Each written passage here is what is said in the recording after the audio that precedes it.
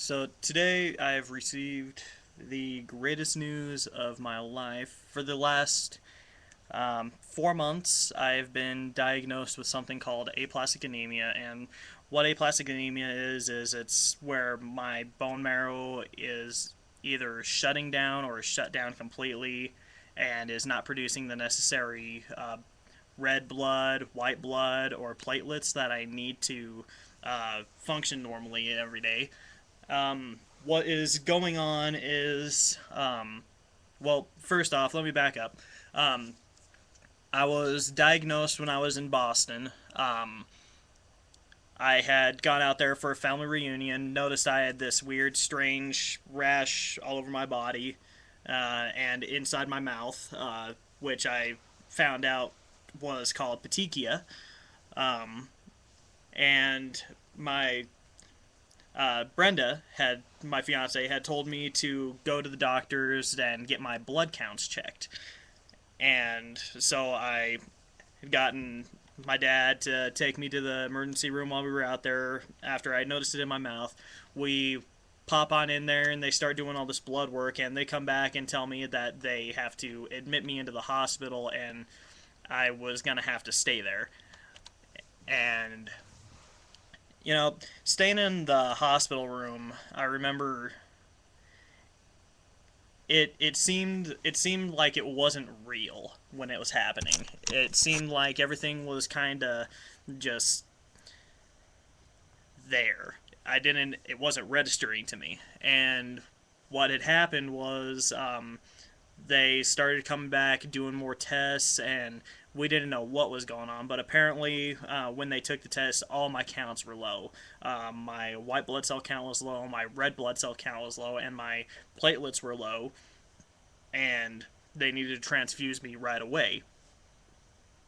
So I stayed overnight in the hospital, and that very next day they performed a bone marrow biopsy where they shove basically a needle into my hip and kind of twist it in like that. They put a general anesthetic in and whatnot to make sure that I don't feel anything, which obviously it's going into my bone, so I do feel something. Um, wasn't as bad as I thought it was gonna be, but it was still pretty um, not awesome.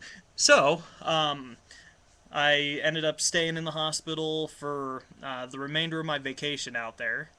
Um, I had stayed there for about 5 days, 5 or 6 days in the hospital. Had flown back to Colorado, and what had happened was they had referred me to a doctor at that point, a specialist in oncology, hematology, and the initial diagnosis that they presented to me was leukemia. Um, so at that point, I'm freaking out. So they had done the final analysis of the bone marrow aspiration and the core sample that they had taken from my back. There's plenty of videos on YouTube and whatnot that show what the procedure looks like for that. Um, the results ended up showing no signs of cancer and that it was pure aplastic anemia. Now, aplastic anemia, as I told you, is where my bone marrow shuts down or isn't working as it's supposed to. Now, that could cause a problem because it could cause me to experience things like fatigue, uh, abnormal bleeding or bruising, and possibly bleeding out, and increased risk of infections. Now, for the last 4 months, I've had to go around wearing a mask everywhere that I went. My diet has been restricted. Um, I haven't been able to pretty much leave uh, my mother's grandmother's basement. Um, so it's been an interesting 4 months, needless to say.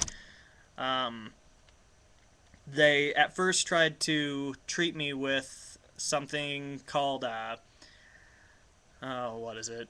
Oh yeah, ATG, immune suppressant therapy, where they were hoping that by suppressing my immune system, because another thing that they were thinking was my immune system was attacking my bone marrow, which that's part of it. Um, they were hoping to suppress my immune system to allow my bone marrow to start reproducing my platelets and my red blood cells. So in that case, they were hoping for my counts to start coming back after about 3 to 6 months. It's running on month 4.5, and there's no change whatsoever. Earlier this afternoon, however, I had received a phone call from my doctors.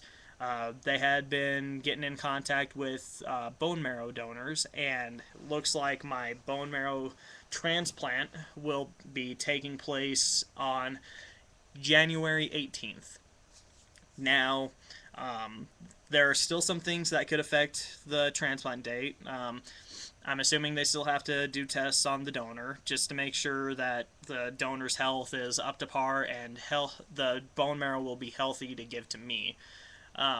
There are several things that I have to do for that. I had to get another bone marrow biopsy and a number of scans and tests, and I have already completed all those tests. Uh, let's see. And another thing, I will have to go through an intense chemotherapy regimen to prepare my body for the bone marrow transplant.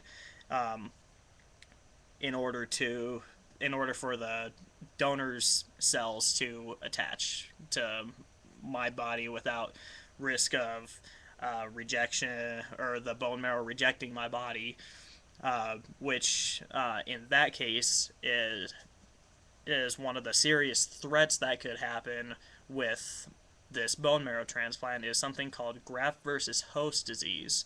Now, graft versus host disease can affect me in several different ways. It could affect my stomach, my intestines, my skin, my lungs, any other organ basically in my body or on my body. And it could be either acute, which it lasts for several months or several weeks, depending on how severe it is, or it could be chronic, which could affect me for the rest of my life. Now, in the case of it being chronic, I will be taking a series of medications, steroids, and immune suppressant agents to allow my body to cope and deal with the symptoms of GVHD, as they call it, the acronym. Um, and hopefully, within the next 5 or 6 months, I'll be back at work. I'll be continuing my pathway to getting my degree, and hopefully, um, getting things back on track. My definite plan for when I get better, I'm definitely making up for the time lost at the Cape with my family once I get better.